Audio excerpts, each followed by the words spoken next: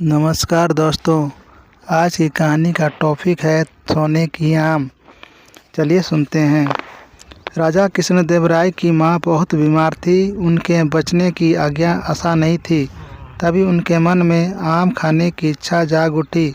वह आमों की मौसम नहीं था। राजा कृष्णदेवराय ने दरबार बुलाया और सभासदों से पूछा कि क्या इस मौसम में भी कहीं आम मिल सकता है।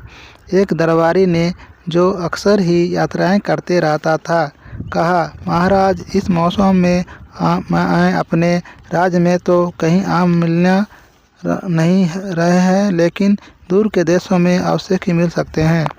कृष्णदेवराय ने अपनी माँ को बहुत स्नेह करते थे। उन्होंने कुछ संदेशवाहकों को धन देकर कहीं से भी जैसे भी हो माँ के लिए आम लाने को कहा, लेकिन जब तक कि संदेशवाहक आम लेकर वापस आए, राजा माता देहांत हो चुका था। राजा के इस बहुत दुख था कि वह माँ की अंतिम इच्छा पूरी नहीं कर सके। उन्होंने तत्वचारी से पूछा कि क्या इसके लिए कुछ उपाय था। तत्वचारी कुछ देर विचार करते रहा, फिर बोला, महाराज, शास्त्रों में कहा है कि अगर सोने के आम बनाकर पान के पत्तों के साथ ब्राह्मणों को दान दे दिए जाएं तो राजमाता की आत्मा को शांति मिल जाएगी। राजा कृष्णदेवराय ने उत्तर दिया, ठीक है, सुनारों को सोना देकर सोने के आम बनवाया जाए और शुभ मुहूर्त देकर ब्राह्मणों को निमंत्रण भेज दें, जिसमें संकल्प से पूजा हो जाए। तत्वचारी ने कृष्णदेवराय की इच्छानुसार ब्राह्मणों को निमंत्रण दे दिया और निश्चित दिन हजारों ब्राह्मणों राज दरबार में आ पहुँचे। संकल्प समारोह की व्यवस्था 2 भवनों में की गई। एक दान लेने आ गए और ब्राह्मणों को बैठने के लिए था तथा दूसरी राजा कृष्णदेवराय दान में सोने के आम देने वाले थे। कार्यक्रम यह था कि एक एक करके ब्राह्मण दूसरे भवन में जाएंगे और राज प्रत्येक को सोने का आम देंगे। संकल्प समारोह की सारी तैयारियां हो गई।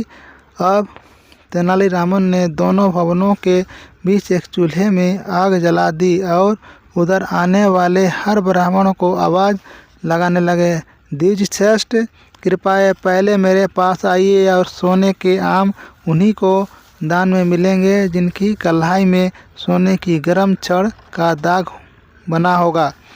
राजा कृष्णदेवराय 4-5 ब्राह्मणों को सोने के आम दान में दे चुके तो वह आए। एक दुर्बल दीनहीन ब्राह्मण ने कहा, महाराज, मुझे दान में 2 आम मिलनी चाहिए, क्योंकि तेनालीरामन ने मेरी कलाई पर गर्म सोने की छड़ को 2 बार स्पर्श कराया है। ब्राह्मण की बात सुनकर राजा चकित हो गए।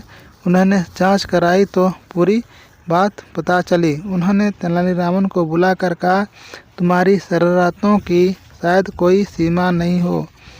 जो संस्कार मैंने अपनी माँ की आत्मा की शांति के लिए आयोजित किया है, उसमें भी तुम इस तरह का व्यवहार कर रहे हो। तेनालीरामन ने विनम्रता स्वर में कहा, मैं अच्छी तरह समझता हूँ कि यह कितना महत्वपूर्ण अवसर है, पर कृपया मेरी निवेदन भी सुन लीजिए। मेरी माँ की मृत्यु धंतुस्तम टेटनस रोग से हुई थी। वह मरते समय चिल्ला कर कह रही थी कि उनके स्वस्थ करने के लिए गर्म छड़ से दागा जाए, लेकिन जब तक मैं चूल्हा जलाकर लोहे की छड़ को आग में गर्म कर पाता, उनकी मृत्यु हो गई।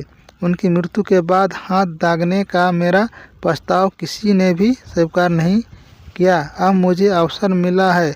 अगर मैं आज अपना काम कर पाऊँ तो मेरी माँ की आत्मा को शांति मिल जाएगी। कृपया मेरी निवेदन स्वीकार करें। कृष्णदेवराय ने तुरंत तेनालीरामन की बात समझ ली। उन्होंने और कुछ नहीं कहा। शेष ब्राह्मणों को उन्होंने केवल भोजन देकर ही विदा कर दिया। धन्यवाद।